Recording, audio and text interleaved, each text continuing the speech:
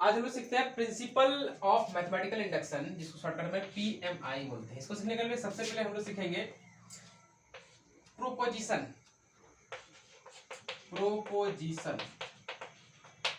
इसको principle of mathematical में इसको ऐसे डिनोट किया जाता है। इसका मीनिंग क्या, प्रोपोजिशन का सबसे पहले मीनिंग क्या होता है? प्रोपोजिशन का मीनिंग होता है जैसे फॉर एग्जांपल 1 + 2 + 3 जैसे करते करते मान लिया जाए n तक सम n + 1 × n/2 लिखे, तो ये पूरा बात ही प्रोपोजिशन हो गया। ठीक है, ये पूरा बात ही प्रोपोजिशन हो गया। दैट इज एक स्टेटमेंट। पीएन क्या है? एक स्टेटमेंट। ठीक है, ये पूरा बात ही क्या हो गया? एक प्रोपोजिशन हो गया। मतलब ये वाला ये वाला बस ये और ये एक ही ना बात हुआ, ये बात और ये बात, दैट इज दिस स्टेटमेंट, ये स्टेटमेंट बोलिए चाहे ये स्टेटमेंट बोलिए, बात बराबर है बिकॉज दोनों इक्वल है। तो पी एन जो है या तो इसके बराबर या फिर पी एन या फिर इसके बराबर। तो इसमें जो है सबसे बड़ा बात है कि किसको हम लोग पी एम आई जब सॉल्व करेंगे तो किसको हम लोग पी एन लेकर चलेंगे। क्या हम लोग इसको लेकर चलेंगे या फिर इसको लेकर चलेंगे? बिकॉज यहाँ बोल रहा है कि 1 जोड़ 2 जोड़ ऐसे करते करते n तक जोड़ के इसका मान कितना बचे? n × n + 1/2। ठीक है, ये प्रोपोजिशन बोल रहा है। ये जो स्टेटमेंट है ये प्रपोज कर रहा है, इस बात का जो है मतलब प्रस्तावना दे रहा है कि इसको जोड़िएगा तो आपको ऐसे करके जोड़िए या फिर इस फॉर्मूला से जोड़िए, आपका आंसर सेम ही आएगा। ठीक है, तो ये जो स्टेटमेंट है ये प्रपोज कर रहा है कि अपना वैल्यू इसके बराबर इसके थ्रू से निकाला जा सकता है। इसका मतलब पीएन हम लोग किसको मानेंगे? इसको मानेंगे। मतलब इसी बात को सत्य करना है कि इसको जोड़ के जो है ये फॉर्मूला बनेगा, यही मेरा फॉर्मूला बनेगा। ठीक है, तो ये इस प्रोपोजिशन मेरा हो गया। फॉर एग्जांपल जैसे कोई भी चीज मान लिया जाए कि इधर कोई फंक्शन ऑफ एक्स है, एन लेते हैं, फंक्शन कोई एन है। ठीक है, ये ग्रेटर देन समथिंग कोई फंक्शन ऑफ दूसरा कुछ यहाँ पर एन है, ये दूसरा फंक्शन, ये पहला फंक्शन, ये दूसरा फंक्शन है। ठीक है, तो यहाँ पर क्या बोल रहा है कि ये फंक्शन हमेशा इस फंक्शन से क्या होगा? बड़ा होगा। तो यहाँ पर जो है ये पूरा सिस्टम को ही क्या मानेंगे हम लोग? प्रोपोजिशन मान लेंगे, पी एन। तो ये पहले हम लोग को समझना पड़ेगा कि किसको हम लोग पी एन मानेंगे। ठीक है, बिकॉज इसमें अगर हम लोग किसी एक पार्ट को पी एन मान लेते हैं उसमें काम नहीं चलेगा। बिकॉज यहाँ पर एक इक्वालिटी था, जब इक्वल टू रहेगा तो हम लोग जो फॉर्मूला पार्ट है उसको हम लोग पी एन मानेंगे, और जब भी मेरे पास इनइक्वलिटी रहेगा या फिर कुछ और टाइप का रहेगा तो हम लोग क्या करेंगे? पूरे सिस्टम को ही हम लोग प्रोपोजिशन मान लेंगे। फॉर एग्जाम्पल जैसे ऐसा टाइप का दे दिया कि कोई एक मान लिया फंक्शन ऑफ एक्स है, वो जो है बोल दिया कि डिविजिबल बाय, शो दैट कि फंक्शन ऑफ एक्स जो है ऑलवेज डिविजिबल बाय 11। तो हम लोग इस पूरा सिस्टम को क्या मान लेंगे? प्रोपोजिशन मान लेंगे। हम लोग जब इसका कुछ एग्जांपल बनाएंगे तब हम लोग को और बेटर समझ जाएगा। अब रही बात, हम लोग नेक्स्ट समझते हैं प्रिंसिपल ऑफ मैथमेटिकल इंडक्शन। इसका एक काम कैसे करता है उसको हम लोग पहले समझते हैं।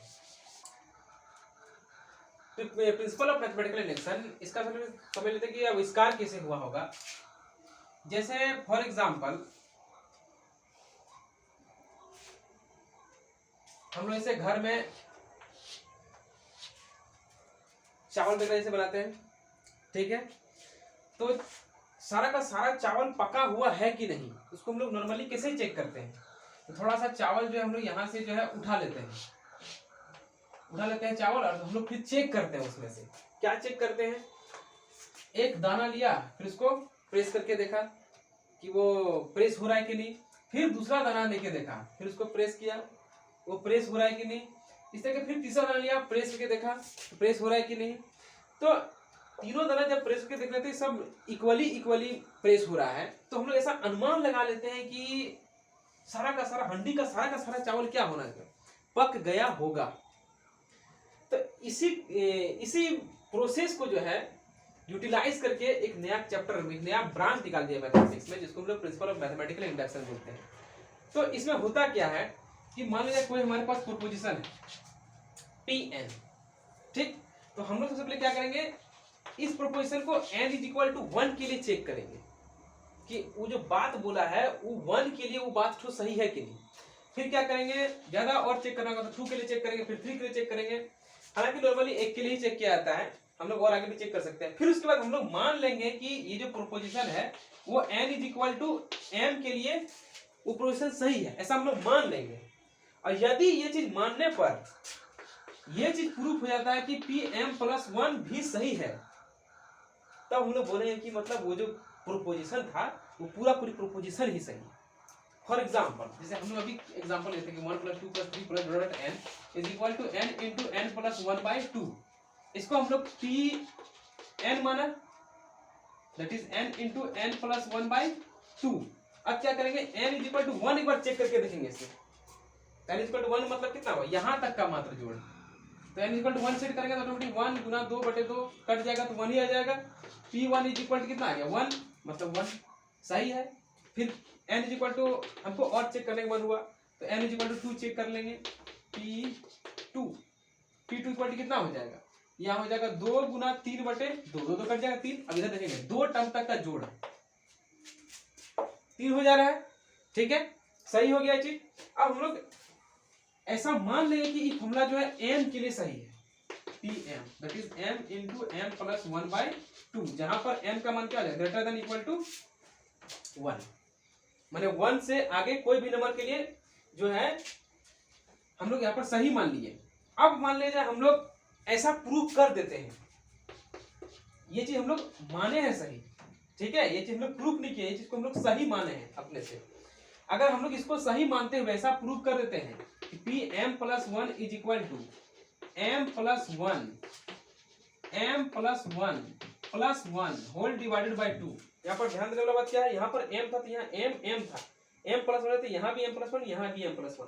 कहने का मतलब अगर इसको सही मानने पर मेरा जो है सेम टाइप का फॉर्मूला का फॉर्मेट, मतलब फॉर्मेट सेम है, खाली m की जगह में m+1 आ जाना चाहिए, तब हम लोग बोलते हैं कि ये चीज क्या है, इसका जो फॉर्मूला, इसका समेशन का जो फॉर्मूला लिखा गया है, ये फॉर्मूला क्या है, पूरी सही है, ठीक है। अब हम लोग इसको एग्जांपल बनाएंगे, इसी एग्जांपल को प्रूव करते हैं। मान लेते हैं Pn बराबर n इंटू n+1/2। सबसे पहले हम लोग P1 चेक करेंगे, step 1 P1 equal to check किया तो 1 इंटू 2/2 दैट इज 1, जो कि ट्रू है। अब हम लोग क्या करेंगे, लेट करेंगे, स्टेप नंबर 2 लेट करेंगे, लेट Pm इज ट्रू।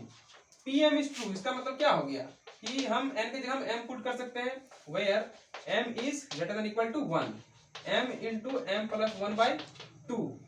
अब हम लोग स्टेप 3 चलेंगे, Pm+1 मतलब क्या हो गया, m टर्म तक का सम प्लस m+1th टर्म, क्योंकि हम लोग m+1 के लिए फॉर्मूला हम लोग नहीं जानते, हम लोग m तक का फॉर्मूला जानते हैं, m+1th तक का फॉर्मूला हम लोग नहीं प्रूव किए हैं, ठीक है।